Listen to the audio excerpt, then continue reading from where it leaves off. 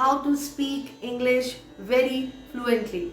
Ladies and gentlemen, how does it sound that you are on an international airport, you are at the check-in counter and somebody asks you something in English and you and your wife are not able to converse with the officer in English, and then suddenly the officer says, we are very sorry, we cannot help you to move from this country to your country just because your informations are not clear to us.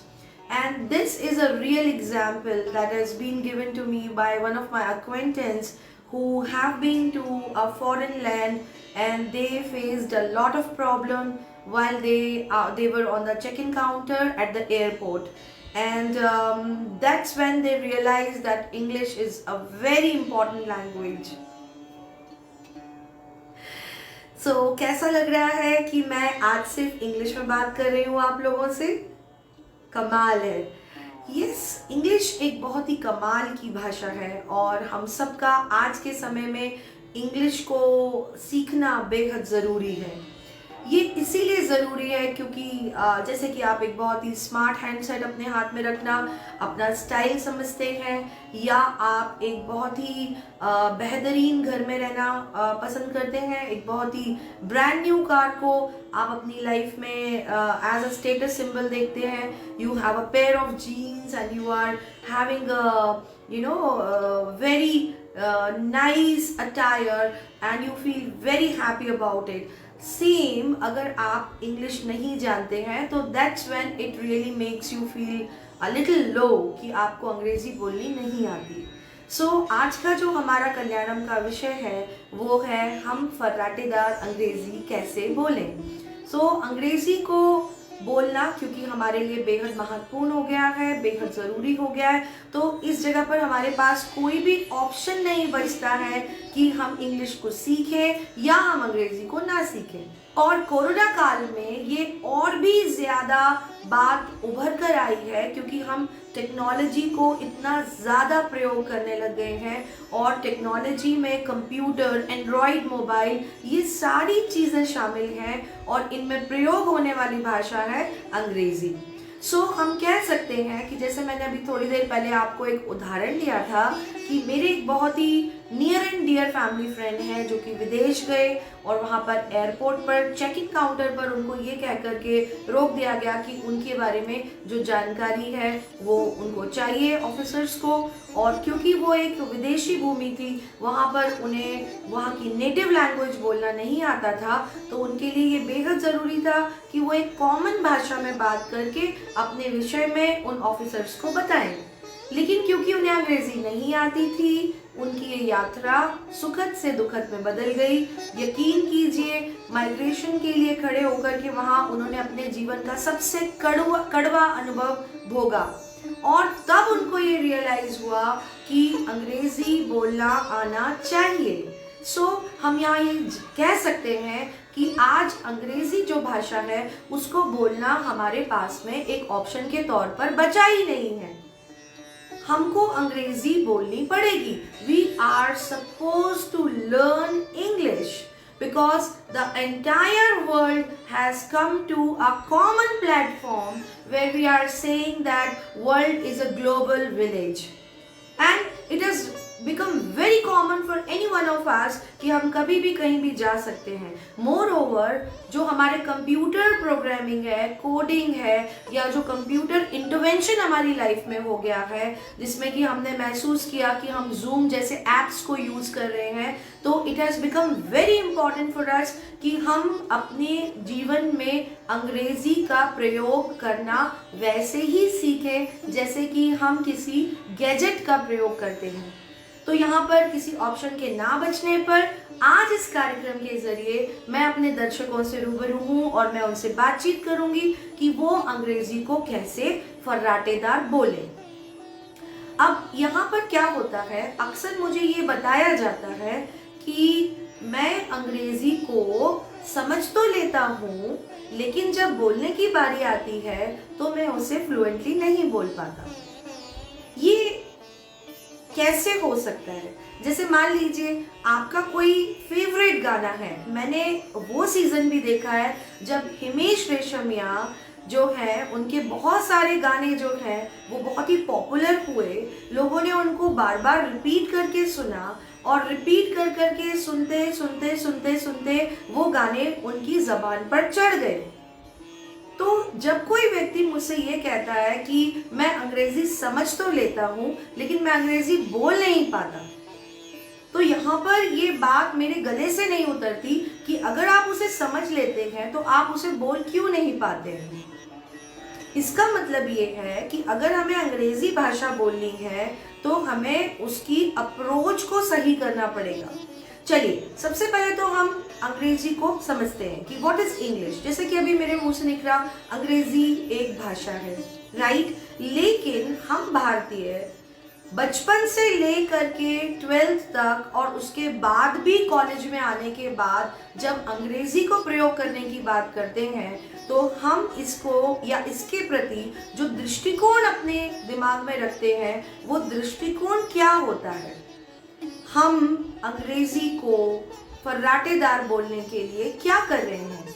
हम अंग्रेजी को फर्राटेदार बोलने के लिए अंग्रेजी को रट रहे हैं और ये बहुत ही स्वाभाविक है, क्योंकि जब भी आप किसी से बातचीत करते हैं तो वो आपको यही कहता है कि आप अपनी वोकैबुलरी को बढ़ाइए, आप अपनी वोकैबुलरी को विस्तृत करिए, और उसके लिए वो बहुत ही आराम से सुझाव दे देते हैं। जैसे कि मैंने पिछले एपिसोड्स में भी कहा कि भारत में पढ़ाई और दवाई, इन दोनों की एडवाइस आपको कहीं पर भी मिल जाएगी। तो उसी प्रकार से जो अंग्रेजी बोलने की बात होती है तो वहाँ अंग्रेजी के लिए भी आपको बहुत सारे लोग मिल जाते हैं जो आपको यूं ही चलते फिरते एडवाइस कर देते हैं कि अंग्रेजी बोलना है तो वोकैबुलरी बढ़ाइए। और वोकैबुलरी बढ़ाने के लिए लोग सीधे डिक्शनरी को उठा लेते हैं, and here comes that they start grabbing more and more words. But what in case you have a lot of pearls in your hand but you do not have a thread to weave it all together to make a beautiful necklace, right? ये बिल्कुल वैसा ही है जैसे कि आपके हाथ में vocabulary के मोती हैं, आपको शब्दकोश बहुत अच्छे से पता है या आपको व्याकरण बहुत अच्छे से पता है, बट आपके पास में वो धागा नहीं है जो एक धागे के तौर पर उस वोकैबुलरी को या उस ग्रामर को आपस में जोड़ दे और आप उस भाषा को बेहद अच्छे तरीके से बोल पाएं। So here a lot of times I come across a number of people who have great knowledge about grammar, those who have great vocabulary. They can quickly tell you that this is called this in English, but जब बात आती है अंग्रेजी बोलने की तो वो confidently अंग्रेजी नहीं बोल पाते हैं। So ऐसा क्यों है? Why does this happen? अगर एक व्यक्ति के पास में एक प्रॉपर रिसोर्स है कि उसके पास वोकैबुलरी है, उसको ज्ञान है ग्रामर का, व्याकरण का, तो why that person is not able to speak English? इसकी जड़, इसकी शुरुआत इसकी परिभाषा में छुपी हुई है।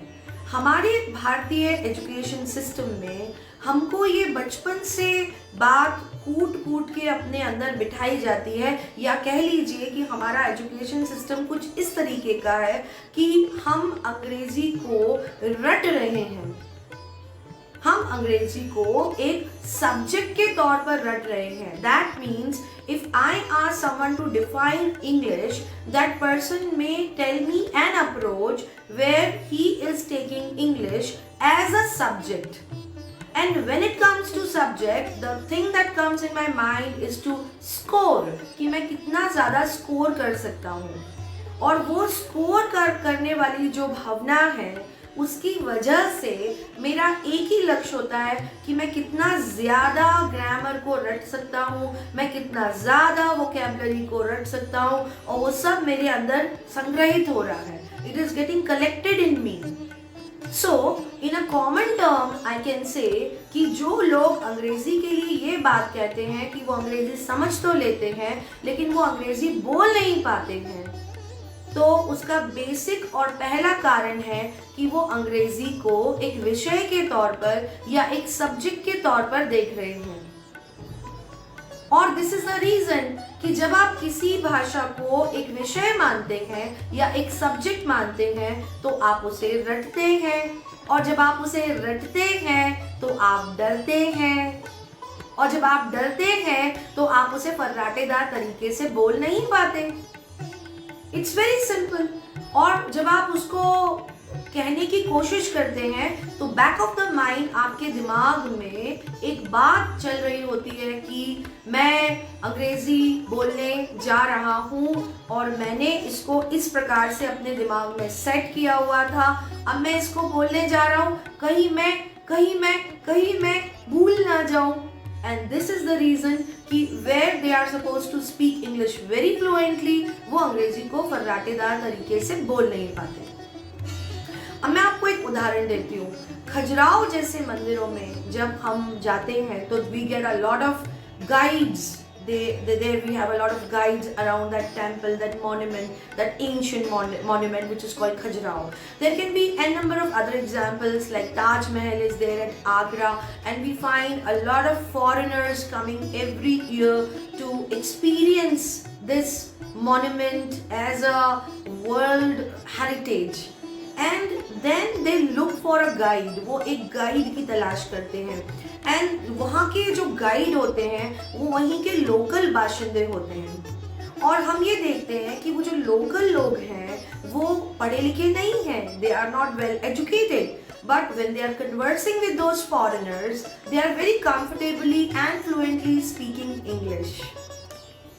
वे बेहद फ्लुएंट तरीके से इंग्लिश को बोल रहे होते हैं, और we can see that they are earning their bread and butter, and they are not only earning the bread and butter but they are doing quite well.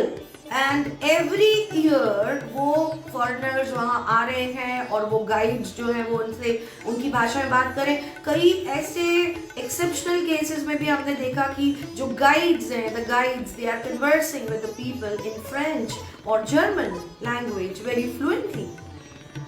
And the foreigners are surprised. They just ask them, how have you learned the French language, or how you have learned the German language? And they are amazingly fluent in that language, or they are amazingly fluent in English also. So what that we learn from here? हम यहाँ पर अंग्रेजी भाषा में क्या सीख रहे हैं? हम अंग्रेजी भाषा में अप्रोच की तरफ अगर ध्यान देते हैं तो यहाँ पर हमको इसको रटने के लिए एक सब्जेक्ट नहीं मानना है।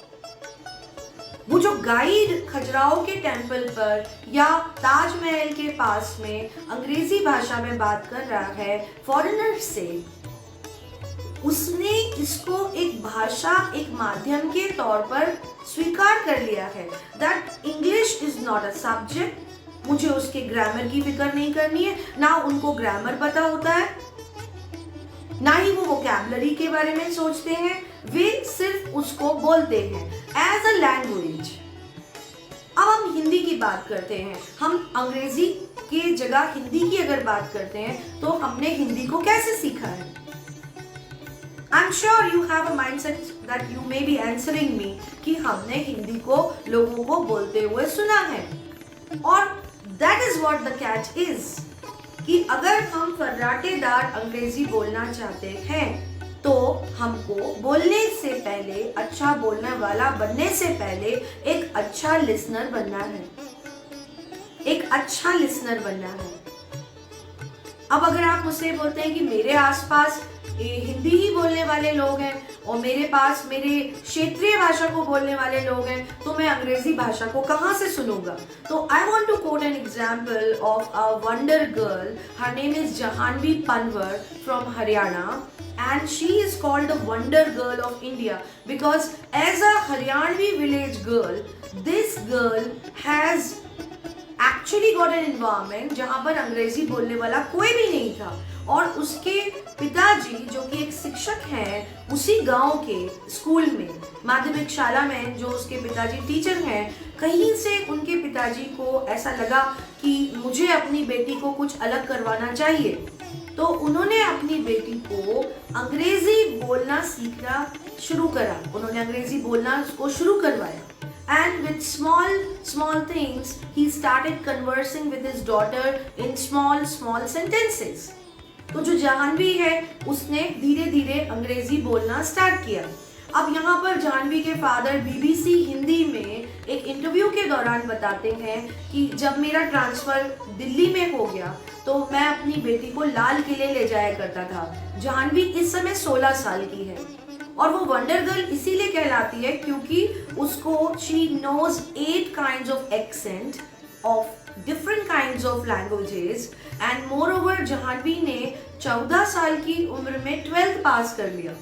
At the age of 13 or at the age of 14, Jahanvi cleared her 12th standard.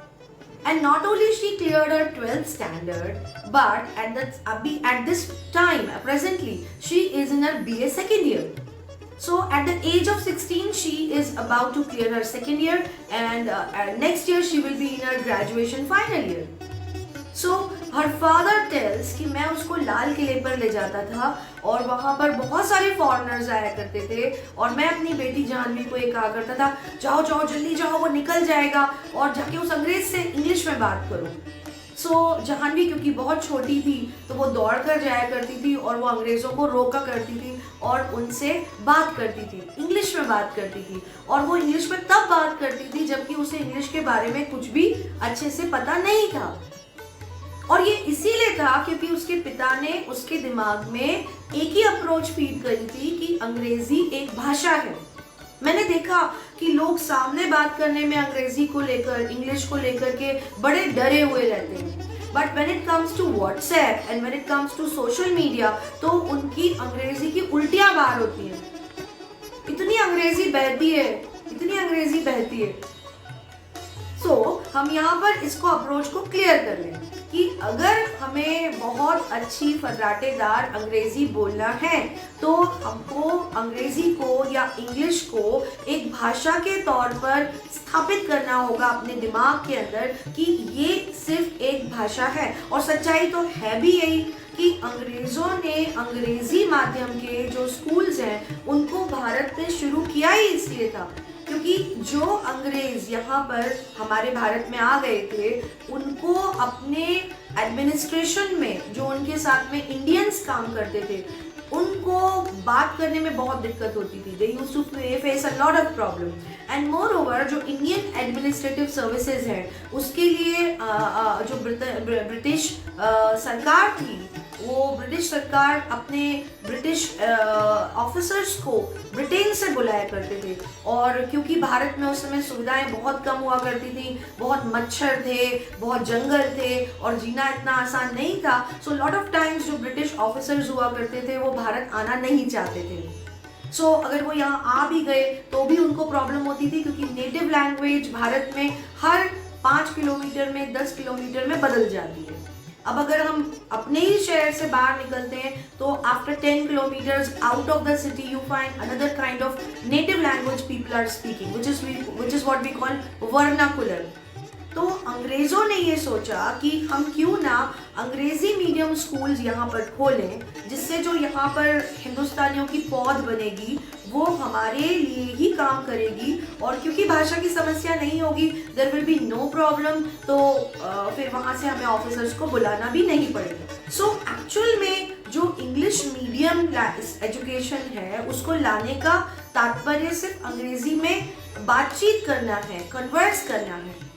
लेकिन अभी क्या हो गया कि हम लोग ने इंग्लिश मीडियम को रटने के लिए एक सब्जेक्ट के तौर पर अपने दिमाग में बिठा लिया है और हमारी शिक्षा नीति के फेरबदल में भी अब सरकार ये चाहती है कि ये इस्तेमाल करने वाला स्किल होना चाहिए। Language should be a usable skill. Okay, तो पहली चीज़ जो हमको ध्यान रखनी है वो ये है कि अगर आप फर्राटेदार अंग्रेजी बोलना चाहते हैं तो आपको उसको भाषा के तौर पर देखना होगा। और जैसे आपने हिंदी को सीखा है, जैसे आप हिंदी भाषा को सुन सुनकर बोलते हैं, जैसे एक छोटा बच्चा जब बहुत ही छोटा होता है तो वो सुनता है कि उसकी मम्मा ही उसको कहती है कि मम्मम पिएगा, मम्मम पिएगा, सो ही स्टार्ट सेइंग मम्मम चाहिए एंड देन वही बच्चा जब स्कूल में जाता है तो there he learns by listening कि जिन बच्चों को प्यास लगी है वो टीचर से बोलते हैं may I go to drink water.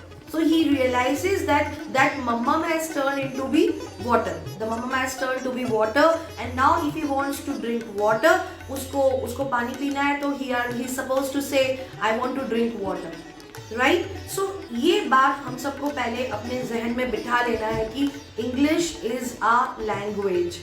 इसको बोलिए, इसको आईने के सामने खड़े होकर बोलिए, ओके? एंड ये बेहद ज़रूरी है कि हम कुछ समय अपने आप को दें. जब हम बर्तन को धोते हैं तो हम बर्तन को बाहर से कम धोते हैं, अंदर से ज़्यादा धोते हैं. और उसका बेसिक कारण है कि प्रॉब्लम इंग्लिश के ज्ञान में नहीं है, वो तो हमें कहीं ना कहीं से मिल ही रहा है. प्रॉब्लम है हमारी अप्रोच, प्रॉब्लम है हमारा इंग्लिश के प्रति एटीट्यूड. तो फर्राटेदार अंग्रेजी बोलने के लिए पहला एटीट्यूड जो हमें अपने दिमाग में फिक्स करना है वो है कि ये भाषा है, मुझे इसे बोलना है. तो इसको शुरू करने के लिए आप मिरर प्रैक्टिस कर सकते हैं. You can just start speaking in front of the mirror. You can just start giving a mirror practice to yourself. And आप आईने के सामने खड़े होकर के इंट्रोडक्शन से शुरुआत करिए. Hi, I am Yogita and my hobbies are painting and I love to listen to music. I am from Bhopal, and say my father is a businessman, my mother is a doctor. And how am I feeling today? I feel today is an amazing day because today is the Kalyanam episode telecast. ऐसे करके आप जब अंग्रेजी को भाषा के तौर पर आईने के सामने खड़े होकर प्रैक्टिस करेंगे तो इनिशियली ये बिल्कुल भी कंफर्टेबल नहीं होगा, क्योंकि आप अपने आप को आईने में चंद सेकंड देखते हैं और वो भी आप अपने बाल संवार कर, अपनी आंखों को संवार कर, अपने कान और अपनी ज्वेलरी को देखकर, अपने कपड़ों को देखकर आप निकल जाते हैं. तो दरअसल आप खुद से मिलते ही कहाँ हैं.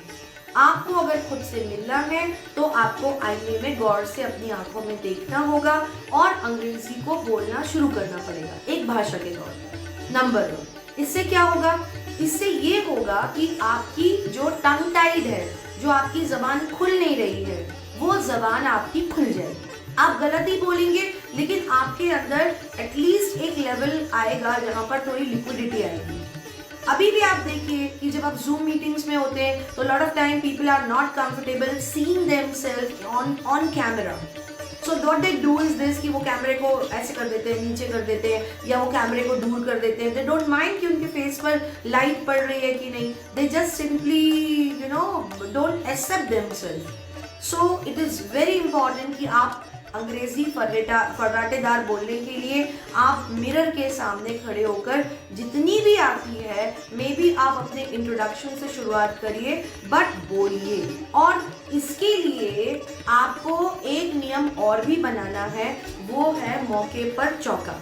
मौके पर चौके का मतलब है कि आप ये नियम बना लीजिए कि आप क्योंकि अंग्रेजी को भाषा के तौर पर बात करते समय प्रयोग कर रहे हैं, तो जो आपके अंग्रेजी के वाक्य हैं वो कौन से होंगे. There are different kinds of sentences in English, right? अभी इस पे हम अगली सीरीज में जब आएंगे तो हम अगली सीरीज में बहुत सारे व्याकरण के चैप्टर्स को लेकर आएंगे. We will bring a lot of grammar chapters, we will bring something for the campus. हम कैंपस के लिए भी लेकर आने का प्लान कर रहे हैं, बट आज हम सिर्फ बात कर रहे हैं कि हम अंग्रेजी को फर्राटेदार कैसे बोलेंगे. सो हम इसे एक ऐसे लेसन के तौर पर इस एपिसोड को लेंगे जिससे कि मैं चाहती हूँ कि आज ही आपकी लाइफ में अंग्रेजी का प्रवेश हो जाए. और अगर आप ये कहते हैं कि मेरे अंदर अंग्रेजी भरी हुई है और बाहर नहीं निकल रही है, तो मेरे यहाँ एपिसोड खत्म होने के बाद आपकी अंग्रेजी को बहने लग जाना चाहिए गंगा की तरह. Okay, so here I come back कि अगर हम अंग्रेजी में वाक्य बनाना चाहते हैं, अंग्रेजी में वाक्य बनाना चाहते हैं, तो पहले हम वाक्यों को समझते हैं. पहले प्रकार का जो वाक्य होता है that is a statement. Okay, तो स्टेटमेंट का मतलब होता है हम एक असर्टिव स्टेटमेंट दे रहे हैं कि जैसे मान लीजिए वो लड़का क्रिकेट खेलने जाता है. ओके, अब इसको थोड़ा सा और स्ट्रेस कर लेते हैं. वो लड़का क्रिकेट खेलने अपने दोस्तों के साथ बगीचे में जाता है. Now make this sentence in English. So what happens कि हमारा दिमाग जो है वो बहुत चालाक है. हमारा दिमाग कठिन को एस्केप कर देता है, वो आपको अंदर से दिमाग एक्सक्यूज देता है, ओ माय गॉड ये तो बहुत बड़ा है और ये इतना बड़ा है, ये रबर बैंड की तरह खिंच रहा है, अब मैं इसको कैसे बोलूंगा। एंड दिमाग की फितरत है कि वो आलस करता है एंड इमीडिएटली वो आलस करके आपको डिमोटिवेट कर देता है कि oh it is such a big sentence, I will not be able to convert it in English.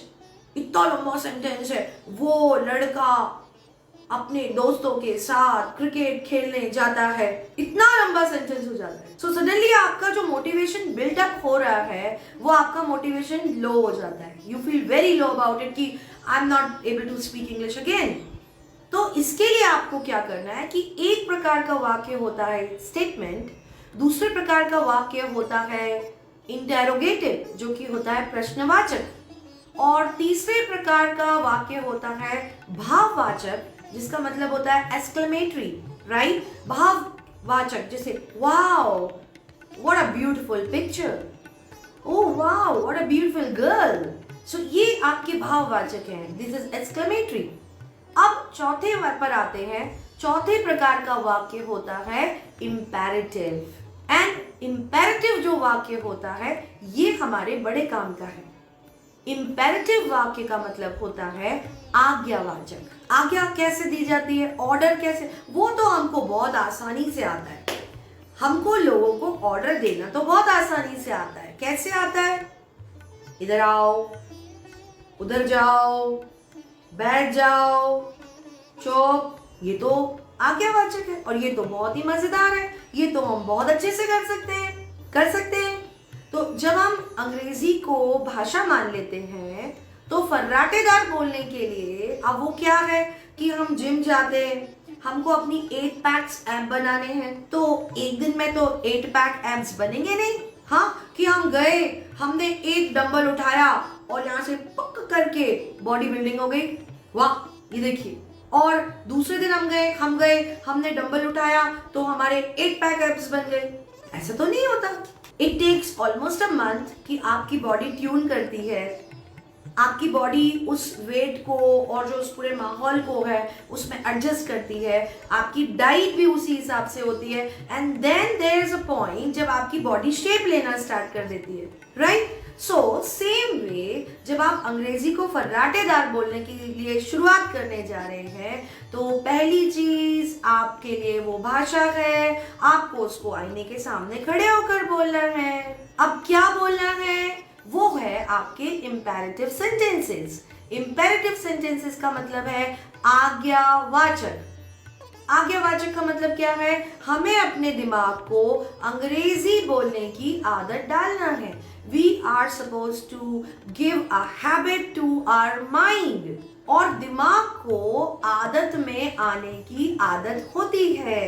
And this is the catch, this is the reason कि हम जल्दी से किसी काम को अगर बार बार करते हैं तो उसकी आदत हमारे दिमाग को पड़ जाती है। अब हम हिंदी बोलते हैं, वी कीप स्पीकिंग हिंदी, तो फिर हिंदी ही हमारी भाषा है, हिंदी ही हमारी लैंग्वेज है और हमारे दिमाग की भी सॉफ्टवेयर की भाषा हिंदी है। सोच के देखिए, आप मॉडलिंग के क्षेत्र में जाना चाहते हैं, you want to be a model और you want to be a software engineer or you are a working professional but you don't know how to speak in English. So how embarrassing it will be when you are in a party of executives and the people and they are speaking in English and you are not able to speak English. So I'm really very sure that your confidence will not be there. हम यहाँ पर फर्राटेदार अंग्रेजी बोलने की बात कर रहे हैं तो आपको 2 चीजें अभी मैंने बताई है। वो पहली चीज है, आपको भाषा को, इंग्लिश को एक भाषा समझना है, उसे रटना नहीं है और भाषा मान करके आपको उसका प्रयोग करना शुरू करना है। गलती करना है क्योंकि गलती करेंगे तो ही सीखेंगे। इफ समवन सेज तुम तो अंग्रेजी गलत बोल रहे हो तो आप उसको बोलिए भाई तू सुधार दे, भाई तू ही बता दे, and I am very sure कि वो भाग जाएगा। और लोग ऐसा ही करते हैं, और this is a very big problem कि हम जब स्कूल में अंग्रेजी बोलते हैं या कॉलेज में अंग्रेजी बोलने की कोशिश करते हैं या घर में अंग्रेजी बोलने की कोशिश करते हैं तो हमारे आसपास के जो लोग हैं वो हमसे बोलते हैं क्या बात है इंग्लिश। तो जो कॉन्फिडेंस बिल्ड होता है वो पूरा नीचे चला जाता है। ये एक डिटर्मिनेशन हमारे अंदर होना चाहिए कि you are suppose to take English as a language, English as a language, English as a language. मैं बार बार रिपीट कर रही हूं, English is a language, take it as a language. उसे बोलिए, जैसी भी आती है वैसी बोलिए। ये हमारी मातृभाषा नहीं है, हमें इसे बोलना सीखना है तो हमें इसे बोलना शुरू करना पड़ेगा। ये एक भाषा है, नंबर 1। नंबर 2, इंपेरेटिव यानी कि आज्ञावाचक वाक्य बोलिए। आज्ञावाचक वाक्य कैसे हो सकते हैं? ये क्या चालाकी है? ये चालाकी है कि आप आज्ञावाचक शब्दों को कहेंगे, आज्ञावाचक वाक्यों को कहेंगे तो इससे आपके दिमाग को आदत पड़ जाएगी, क्योंकि दिमाग को आदत में पढ़ने की आदत है। हम उसको आदत डाल रहे हैं। तो इंपेरेटिव आदेश देने वाले सेंटेंसेस, आदेशात्मक सेंटेंसेस हम अपने घर में बोलेंगे, अपने कॉलेज में बोलेंगे, अपने परिवार में बोलेंगे। किसी भी चीज को सीखने की कोई उम्र नहीं होती है। अगर कोई बड़ा भी इस समय मुझे लाइव देख रहा है तो प्लीज इसको ध्यान रखिए कि आपको अंग्रेजी में इंपेरेटिव आज्ञावाचक सेंटेंसेस बोलने हैं। इससे 2 फायदे होंगे। एक, आपकी जो जबान है वो जो बंधी हुई है वो खुल जाएगी, आपका लहजा क्लियर हो जाएगा। अंग्रेजी एक भाषा है तो उसको भी बोलने का एक लहजा है। जब पंजाबी बोलने का कोई तरीका होता है और हमारी जो बुंदेलखंडी है, काय किते जा रहे, ओ ए इधर आओ, खड़ाओ, इधर बैठ जाओ, काय सुन नहीं रहे तुम? So if there is a way to speak our Indian languages, वैसे ही अंग्रेजी बोलने का भी एक लहजा है। तो जब आप imperative sentences आदेशात्मक वाक्यों से शुरुआत करेंगे तो आदेशात्मक वाक्य क्या हो सकते हैं? जैसे come here, have a seat, please close the door, give me a glass of water, may I have the bill, have a seat, can I have your pen, okay you go, come please come। देखिए कितना आसान है, बहुत आसान है। विश्व की सबसे आसान सरलतम भाषा है अंग्रेजी, सबसे सरलतम भाषा है अंग्रेजी। तो इसको शुरुआत करने के लिए आदेशात्मक वाक्य को बोलिए। अब आज का तीसरा और हमारा अंतिम जो तरीका है अंग्रेजी बोलने का वो है अच्छा बोलने के लिए अच्छा सुनना है। What is the difference between hear and listen? What is the difference? What if I say hear and what if I say listen? What is the difference between both? Hear and listen मैं बताती हूँ। Hear मतलब सुनना,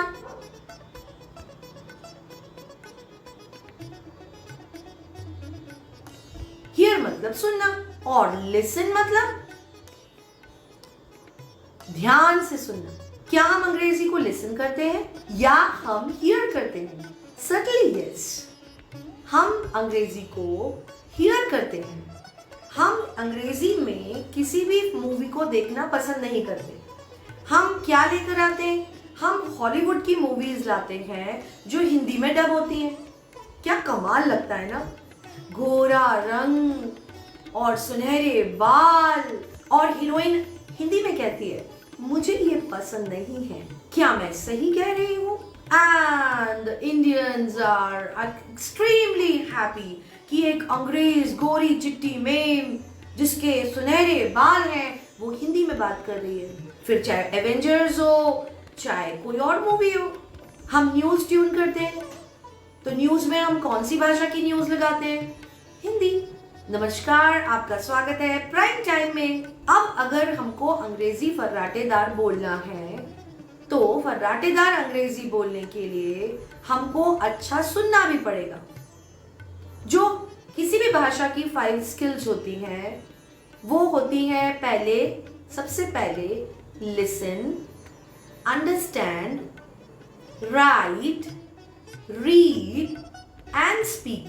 मैं दोबारा repeat कर रही हूँ, किसी भी भाषा को अगर आप वाकई अपने आप को जानकार कहना चाहते हैं तो उसकी 5 स्किल्स ऑफ लैंग्वेज होती हैं। ध्यान से सुनिए। Listen, understand, right, read and speak. That means listen सबसे पहला है और स्पीक सबसे आखिर है।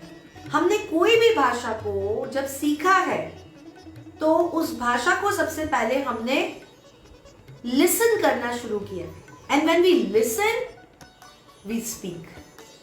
बट अंग्रेजी के लिए हमारा व्यवहार बहुत सौतेला है। To be very honest, for the last 23 years I am in the education field and I feel the people are not very honest about this language.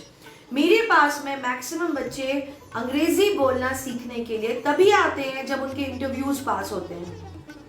School में स्कूल अथॉरिटीज कह के थक जाती हैं, हम आपके ऊपर फाइन लगाएंगे, आप अंग्रेजी में बात कीजिए, तो बच्चे हमारे इंग पिंग टिंग करते रहते हैं। आए गोइंग, यू जाइंग, पानी पींग, वापस आएंगे। कह दो मैं सच नहीं बोल रही हूँ।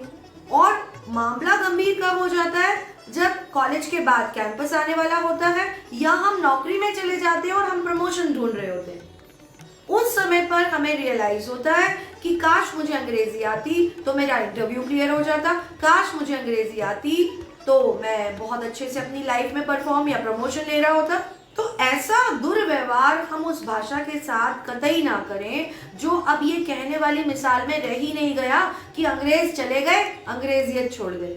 अंग्रेज चले गए, अंग्रेजी को छोड़ गए, और यकीन कीजिए इस अंग्रेजी ने ही हमको ग्लोबल सिटीजन बनाया है, राइट? तो आज के हमारे फर्राटेदार अंग्रेजी बोलने के एपिसोड में कल्याणम में हम उन 3 चीजों को यहाँ रिपीट करते हैं जो अंग्रेजी को फ्लुएंट बोलने में मेरी या आपकी मदद करेंगी।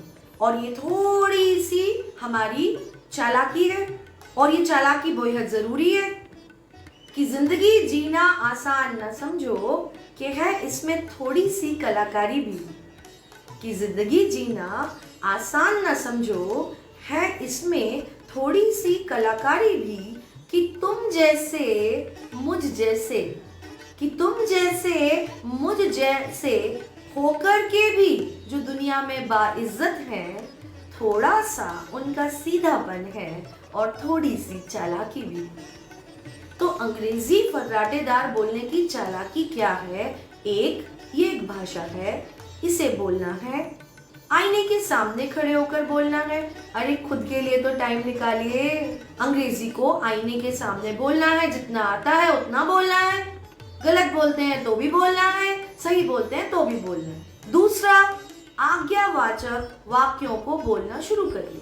अपने बच्चों से बात करिए, come here, sit down, bring the copy. Office में लोगों से बात कीजिए, please give me the file, please open the door, please sit down. ऐसे अंग्रेजी में जब आप छोटे छोटे इंपेरेटिव सेंटेंसेस बनाएंगे तो आपकी सीढ़ी दर सीढ़ी अंग्रेजी को बोलने का कॉन्फिडेंस बढ़ेगा। ध्यान पूर्वक सुनेंगे, उसके लिए इंग्लिश की न्यूज़ सुनेंगे, उसके लिए इंग्लिश के गाने सुनेंगे, उसके लिए इंग्लिश के प्रोग्राम्स या वेब सीरीज या उसके जो डेली सोप्स हैं उनको सुनेंगे, ध्यानपूर्वक सुनेंगे। उससे उसका एक्सेंट, उसका लहजा, उसका उच्चारण आपको शब्दों का करना आएगा और आपको भी ये कॉन्फिडेंस मिलेगा कि how I can speak English. आज जो समय है इसमें अंग्रेजी एक एंड्रॉयड मोबाइल की तरह, कि अगर आपके पास में स्मार्ट हैंडसेट है तो आप दुनिया से जल्दी कनेक्ट कर सकते हैं। वो कीपैड वाला मोबाइल अभी नहीं काम करता है। सेम वे अगर आप इंग्लिश बोलना जानते हैं तो you connect with the world, there is no option. इसी के साथ समय आ गया है कल्याणम से विदा लेने का। अगले हफ्ते मिलेंगे एक और अच्छे से एपिसोड के साथ। अगर कोई आपका मैसेज हो, कोई अगर आपका डायरेक्ट मैसेज हो तो प्लीज़ मुझे इनबॉक्स करिए। मुझे यूट्यूब पर लाइक कीजिए, शेयर कीजिए और सब्सक्राइब करना बिल्कुल मत भूलिएगा। मैं आप सबसे बेहद प्यार करती हूँ। I really love you all. और शुक्रिया मुझे इतना अनकंडीशनल प्यार देने के लिए, मेरी टीम को इतना अनकंडीशनल प्यार देने के लिए। आप सबका तहे दिल से शुक्रिया। कल्याणमस्तु। जय हिंद, जय भारत।